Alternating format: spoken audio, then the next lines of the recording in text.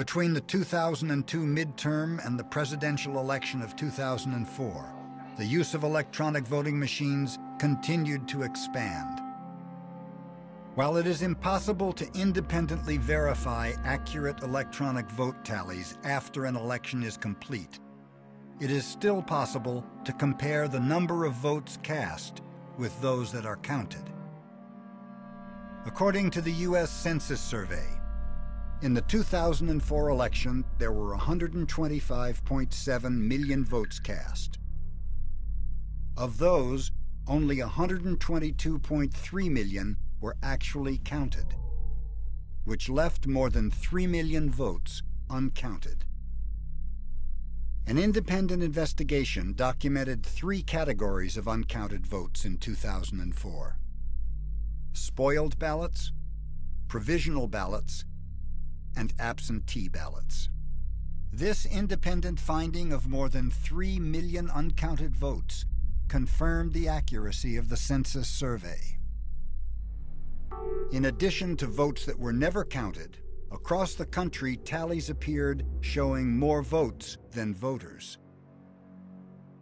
At one of Representative John Conyers' meetings to gather testimonies, a citizen explains his frustration with trying to report 96 overvotes in his precinct in Perry County, Ohio. On or about November the 9th, I filed a report. After that, I was actually in contact with the FBI agents. I provided them with data. Did I do the wrong thing by contacting the FBI and providing them with evidence? I am not one of these conspiracy theorists. I am a patriotic, and I love my country.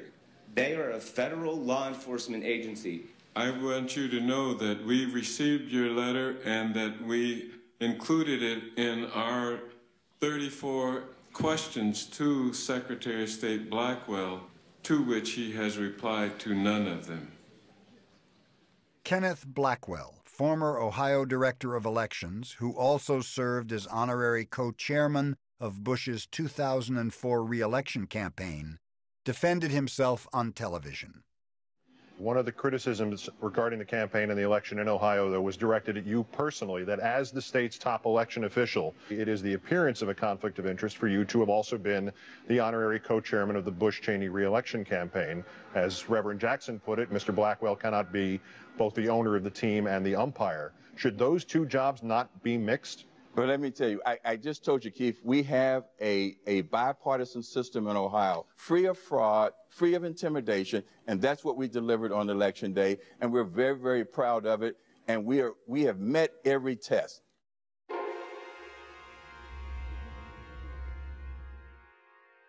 At least 70% of Ohio uses punch card ballots, but the state has used those kind of ballots for years, never had any problem, but this year, who knows? In some Ohio locations, especially minority communities, punch card errors did not seem to be random. In Cuyahoga County, third-party candidates got a high percentage of the votes.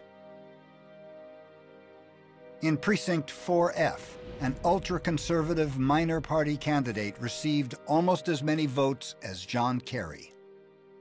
How could this have happened? Sometimes several precincts voted in one location. When candidates' names appeared in different ballot orders for each precinct, there was a risk that votes cast on the wrong machine, which they sometimes are, might be misread. There is evidence that that error significantly affected some final counts.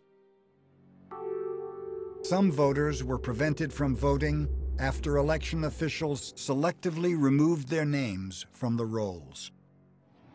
In Ohio, which President Bush won by 118,000 votes, according to the official tally, there were 300,000, almost all Democratic voters, who were purged from the rolls immediately before the election. George Bush's margin of victory in Ohio was almost 119,000 votes. As long as we refuse to deal with the reality, we won't move forward. I'm not going to shut up. I'm not going to get over it. I mean, that's what they tell you. Well, just get over it. You know, Again, what I always say, what am I supposed to get over? Fundamental human rights, my commitment to democracy, my love of the Constitution and the country. I'm supposed to turn a blind eye when American citizens are disenfranchised because of the color of their skin? I don't think so. The tactic known as caging involves two steps. First, registered letters are mailed to the homes of potential voters.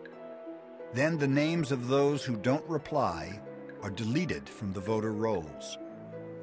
The Republican campaign staff mistakenly released data on the internet, which was discovered and then forwarded to BBC journalist Greg Palast.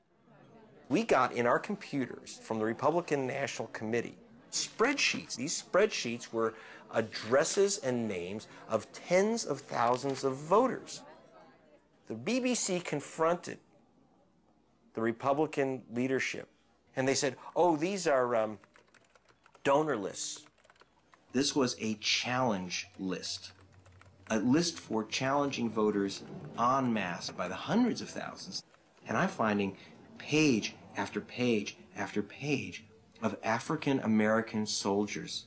So the soldiers were shipped overseas. They got a letter from the Republican Party. It was not forwarded, so the Republicans said their address is suspect. You had thousands of African-American soldiers whose votes were subject to Republican Party challenge because they were shipped overseas. And by the way, it's not illegal in the United States of America for a soldier to vote from Baghdad from their home district. Now, why wouldn't they fess up to this?